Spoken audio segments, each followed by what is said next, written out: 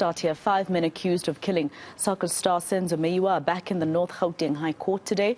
In the last court appearance, Advocate Teffo, representing accused number 1 till 4, had indicated he wants to contest the jurisdiction of the court to preside over the trial. But in a turn of events, Teffo has now written to the National Director of Public Prosecutions, Shamila Batoyi, demanding that charges against his clients actually be dropped. Let's go to our reporter, Slindula Masigane, who's been following court proceedings since the beginning. Slee, postponement, or rather an adjournment for 30 minutes today. Tell us why this had to happen.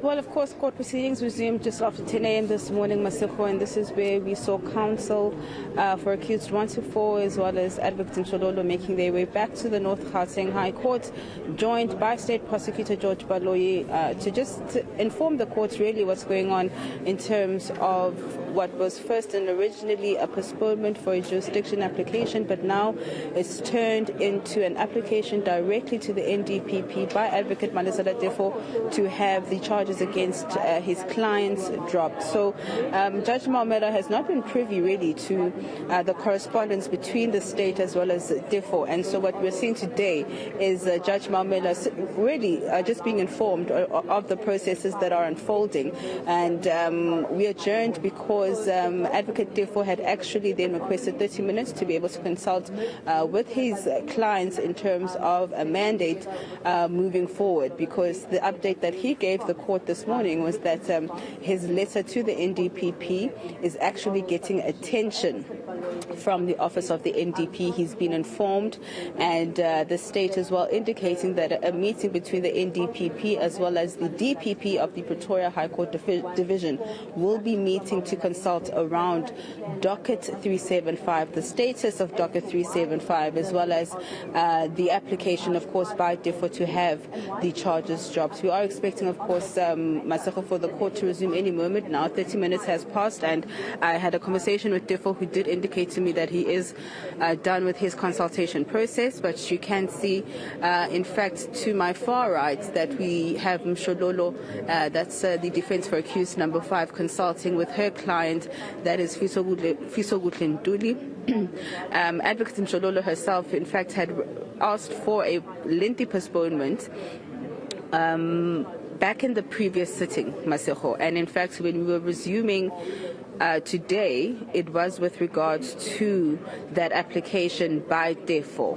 But the trial itself, I must indicate, is only going to resume in September, the 5th of September, for 2 weeks, and then once more again for 2 weeks in November. And that is because of the emergence of docket 375 and its effect in terms of the defense for the accused. Mshololo has already indicated to the court that she feels her client has been prejudiced by the state for the fact that she only received the docket right now in the middle of the trial, and now she needs to be able to prepare and see exactly how it's going to affect her client. We know that Advocate Teffo for accused 1 to 4, who was the one who actually introduced the existence of docket 375 to the court. He's had access to that particular docket for some time, and that is why he has been bringing this docket to the fore in terms of challenging the state on the charges against his accused, saying that the state has not given the court full disclosure in terms of the evidence that it has. They did not make the court aware of this docket, saying that that docket 375 in fact exonerates his client. That docket points to Kelukumalo and all of those who were in the house as having a case to answer to when it comes to the death of Senzo Meyiwa. The defense has been quite adamant and quite consistent in saying that their clients are being framed, and that what really happened in that house is not what the state is alleging, and that these men who are in the dock now are being used as scapegoats in this entire process. And very quickly, Slee, I did realize Judge Maumela seemingly a little annoyed with Advocate Teffo for asking for this 30-minute adjournment, because he had about 3 weeks or so to consult with his clients. I think the issue around this trial is the urgency. I think when you pick up that irritation or the annoyance or a back and forth between counsel as well as the judge, it's because of this issue of how urgent this matter is. We know that this trial itself is about 8 years in the making, and since the beginning of the trial itself, we've just been seeing a stop-start kind of a situation. The trial itself began in April.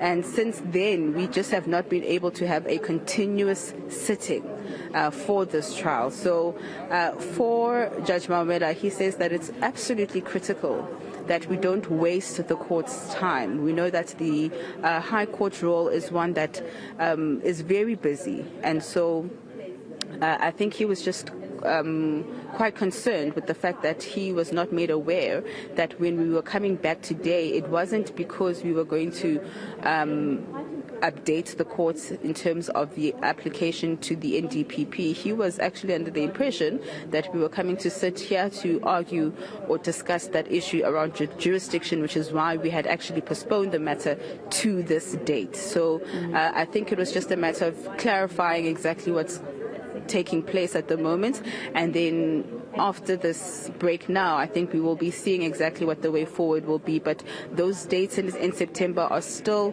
on the court's roll, and we do expect the official trial where we'll have forensic investigator Thabo Mosia back in the witness box for cross-examination.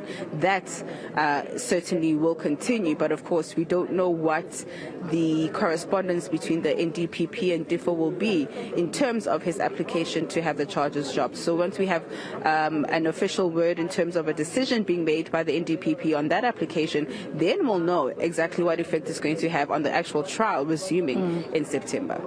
All right, Slindelo Masegani in the High Court in Pretoria, live for us there. Let's leave it there for now. I wonder what it means now that Advocate Baloyi for the state told Judge Maumela that, in fact, Advocate Teffo had not even handed in his heads of argument. So I wonder what it means in terms of the continuation of today's part of this trial. Let's